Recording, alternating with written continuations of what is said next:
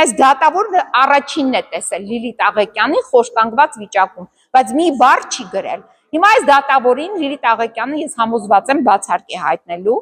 որովհետև այս դատավորը ի վիճակի չէ արդար որոշում կայացնել, եւ այս դատավորը արդեն իսկ ձախողել է իր նախորդ մեկ ամիս առաջվա որոշմամբ։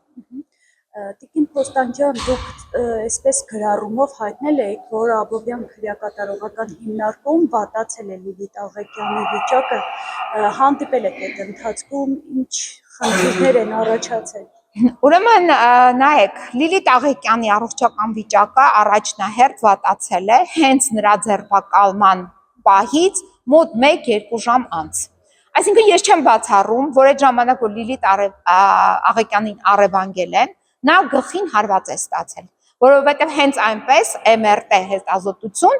բուժ հաստատությունում չեն նշանակում։ Դրա վերաբերյալ եղել են Լիլիթ Աղեկյանի գանգատները եւ նաեւ իր առողջական վիճակը հետ ա տվել, այսինքն փսխել է, սրտխառնոց է ունեցել, գլխապտույտ է ունեցել, ամբողջ մարմինը դող է ունեցել, այդ բոլոր առողջական տվյալները հասանելի են եղել բժիշկներին, բժիշկները նշանակել են MRT չեն արել, բայց այդ վիճակում էլի բերել են դատարան, էլի վատացել է նրա առողջությունը, դեռ ավելին, առաջի անգամ Լիլիթ Աղեկյանը, որ ուշաթափվել է, դա տեղի է ունեցել, երբ Լիլիթ Աղեկյանին Գյումրի այս դատարանի շենքից տարել են, տեղափոխել են Աբովյան քրեակատարողական հիմնարկ ճանապարհին, այդ փակ մեքենայի մեջ Լիլիթ Աղեկյանը վատացել է, Լիլիթ Աղեկյանին հանել են մեքենայից, մոտ կես ժամ դուրսը օդի են պահել, ջուր են լցրել վրան, որպեսզի նա ուշքի գա, հետո տարել են նոր Աբովյան քրեակատարողական հիմնարկ, Աբովյան քրեակատարողական հիմնարկում որոշ չափի բուժօգնություն են ցույց տվել, դրանից հետո Լիլիթ Աղեկյանի առողջական վիճակը եղել է գանգատ, միայն որ ձայնն է կտրված եղել։ Մինչև կիրակի օրը Լիլիթ Աղեկյանը որոշակի նորմալ վիճակում էր, բայց կիրակի օրը գիշերը նրա առողջությունը կտրուկ վատացել է եւ ունեցել է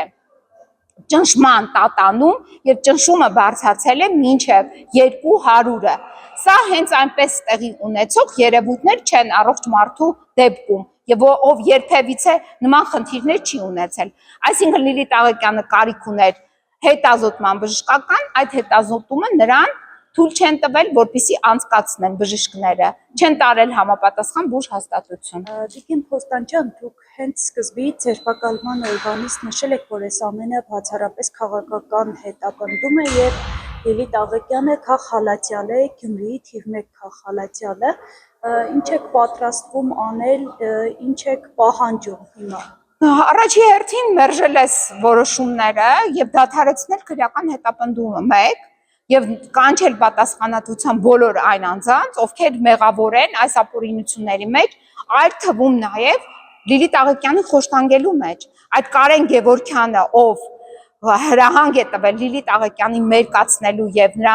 մարմնի զննությունը կատարելու եւ խուզարկությունը կատարելու, այդ մարդը պետք է պատժվի եւ նաեւ այն ոստիկանները, որոնք մասնակից են եղել այս ապօրինություններին, ով գողացավ Լիլիթ Աղեկյանին իր բնակարանից, ով առևանգեց։ Այսինքն մարդը մեկը գալիս է խաբում է, հանդես է գալիս որպես ոստիկան, ոստիկանության համազգեստով, ձեզ ասում է, որ բացեք դուռը ձեր բողոքների հետ կապված 32 դպրոցի, մի հատ արձանագրություն կա, ձեզ դա պետք է փոխանցենք։ Եվ ասում է, դուք ինչ չեք հավատում, ես Միհրանն եմ ոստիկան։